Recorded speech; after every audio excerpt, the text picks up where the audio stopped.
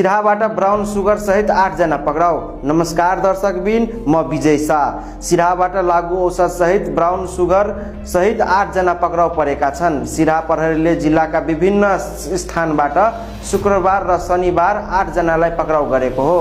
प्रहरीका अनुसार सिन्धुलीको दुधौली नगरपालिका 10 का 24 वर्षीय प्रवीण बुढाथोकी र 22 वर्षीय श्रवण कुमारलाई शुक्रबार सीमावर्ती क्षेत्रबाट 2 ग्राम र 500 मिलिग्राम ब्राउन सुगर सहित पक्राउ गरिएको छ।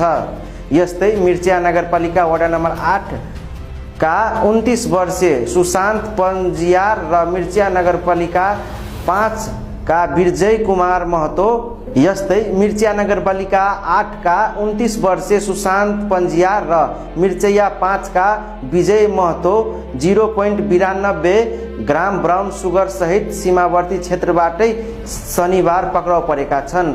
यसै गरी काठमाडौँ महानगरपालिका 11 का 21 वर्षीय सुनिल बहादुर तामाङ 23.95 ग्राम ब्राउन सुगर सहित शनिबार।